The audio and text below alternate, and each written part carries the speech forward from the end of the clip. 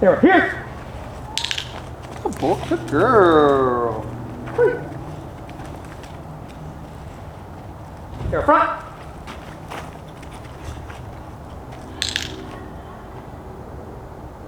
Good girl.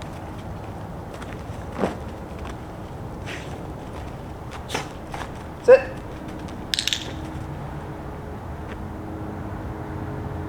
Stop. Left.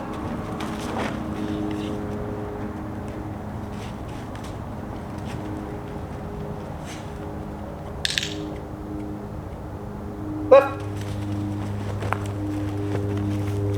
Left.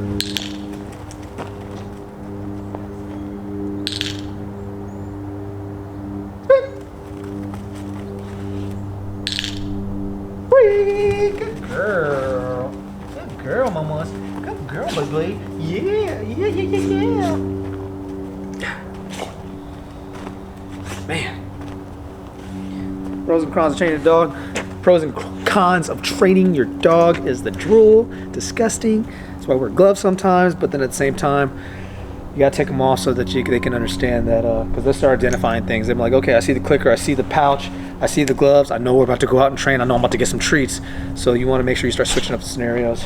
Like I've said before, like I got these tactical pants that I'll put on so I don't mind these getting dirty, you know, versus my other clothes. So then I'll like put treats in the pocket in here, come out here with no clicker, I'll come out here with no gloves, and then I'll just act like they're using the bathroom, but then I'll use it as an opportunity to, once again, keep working on their commands. So it's just a process, people. Gotta be patient.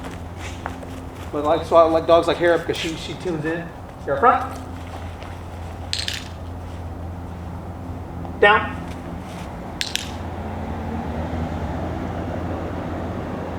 Free. Good girl. Good girl. And once again, genetics is a thing.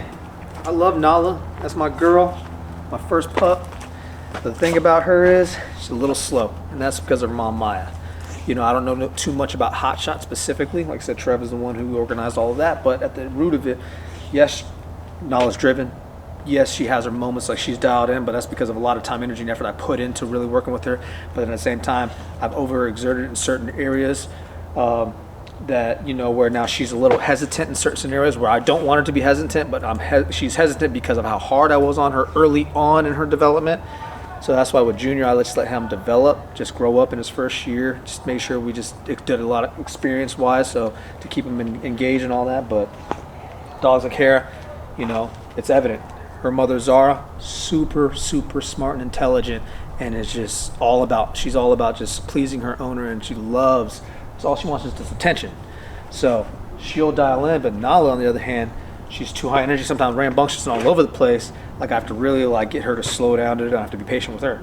Her, as you can see, watch this. Her front. Like, man, it took me like 2 sessions to teach her that. Now she's tuned in, and like, bro, like her, she's always the most fun to train. And so I always train her last because like I have to do Tron first. Tron's hard-headed. My bad, baby. Great, good girl. Thank you for waiting. Tron's hard-headed.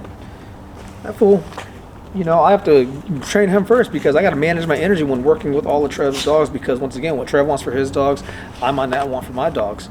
And what I want for my dogs, he might not necessarily want for his dogs. So, you know, that's why even when you see my dogs versus his dogs, you see the same style of dog, but 2 different styles of dogs in terms of behavior, correct? Like I said, I run a very tight ship over there at my crib because I want my dogs I want them to go to the room when I say I go to the room. I want them to go lay down when I say lay down. Like I don't want to, like I said, we already do so much in a day. When I come home, I just want to kick it. And yes, I still make sure I manage their time and energy also, because I want to make sure I'm not dealing with problems in terms of digging. I can always tell if Gia's not getting enough work, aka exercise, because she'll start chewing on the fence in the back. So the moment I start seeing her do that, I'm like, oh man, you know, when was the last time I worked her? When was the last time she went for a walk or anything like that? I'm like, you know what? It's been a few days.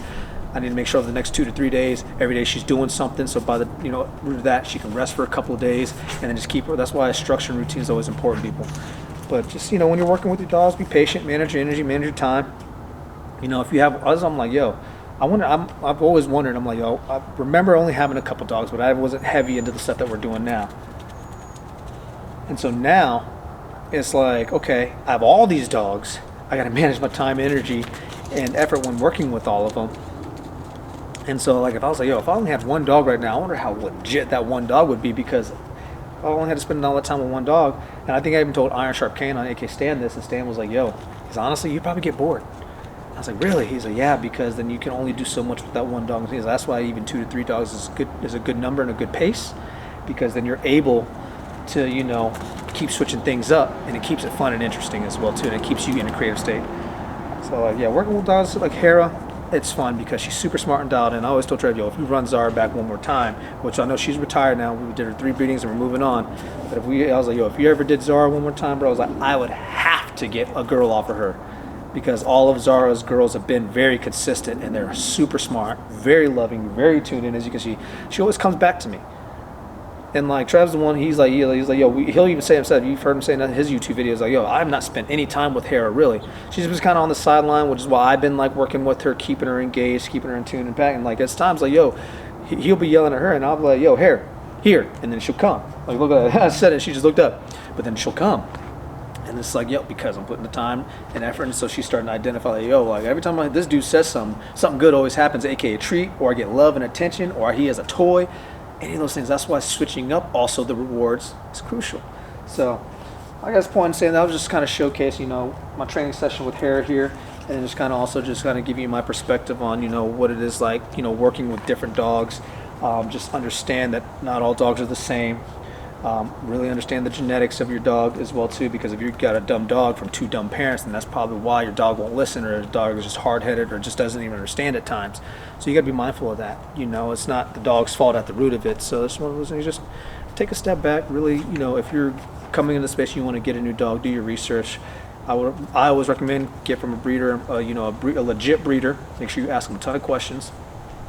You know, in terms of what the dog is going to be doing, what to expect from the dog long term. If they can't tell you those things, then move on.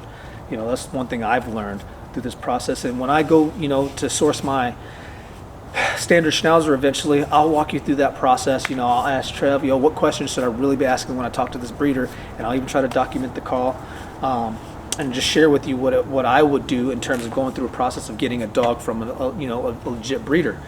And then, you know, even going to the kennel and all that stuff. You know, we did that with the Jack Russell Terrier.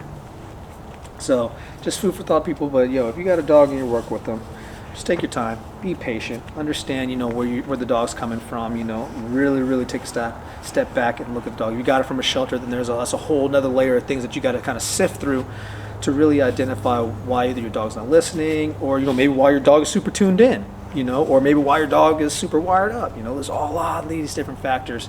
So I want to share that with you. Once again, this is coming from a new, now somewhat, you know, amateur pet parent perspective. You know, now that I've spent almost the past, you know, 2.5, almost 3 years. Oh, there she goes. She's pooping. 2.5, 3 years, really focusing in on the dog stuff. You know, especially when Trevor presented the opportunity originally. Now, have I had dogs before? Absolutely. But I didn't know any of the stuff that I know now, which I'm like, man, it explained a lot of things with the previous dogs I've had. And I'm like, now I get it. So now I understand what necessary precautions to take moving forward when it comes to either getting dogs, developing them, training them, etc. So just, you know, really be patient with your dogs, people, if they're driving you crazy. Really understand what the breed is, and, you know, what you need to do with it so that you can get it tuned in and dialed in. And that time that you spend with it, what's going to start to happen, your dog will start to get in tune with you and your relationship, and that's all bonding. You taking them for walks, you playing with it, you training with it, you know, you obviously spending time with it on the couch. That's all bonding, you know. And then what's happened, once again, as they develop, you know, in that 2 to 4 year range, from what I'm seeing based off of just even ego, you know, that's when the dog really starts to become a really good dog. So those first 2 years is all pure development, just to be clear. And then once it starts to get to that 3 to 5 range, that's when the dog starts to get set in its ways. So if you spent that first 2 years really spending time with it, developing it, building the bond with it, putting it through the reps in terms of just, you know, training it for whatever you want to do, whether you just want it to chill with you, go to its bed, go to its crate when you say, and then, you know, have a good recall. If those are the 3 things you wanted to do, then just spend that time doing that over those first 2 years. And what happens at 3 to 5, you basically have the dog that you want. But as I said in the other video, anytime you're getting a new pup or getting a new dog in general, have a plan for it. Understand how much time and energy it's going to take. Understand what you want to feed it, and understand. Make sure you have the financial resources to take care of it too, because you might also adopt or buy health issues, and that's a whole nother thing. So stay tuned, people. Take care of your dogs. Appreciate you tuning in. As always, please like, subscribe, and share.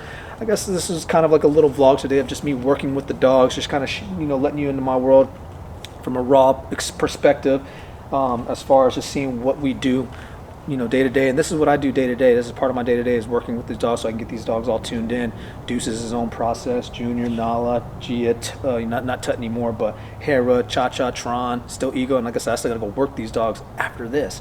And that, once again, I'm not going to walk them all. So I'm like, I'm going to put Tron and Ego on the pillow for about 15, 30 minutes each. I'm going to get Hera out here. I'm going to play fetch with her. And then I'll get I'll get Junior and Cha-Cha out. And then I'll put them both on the rope and let them tire each other out. Because I already did 3 miles with Deuce this morning. I already worked my dogs this morning, aka Nala and Gia. Also, I put her in the tree because she was the last one I worked this morning.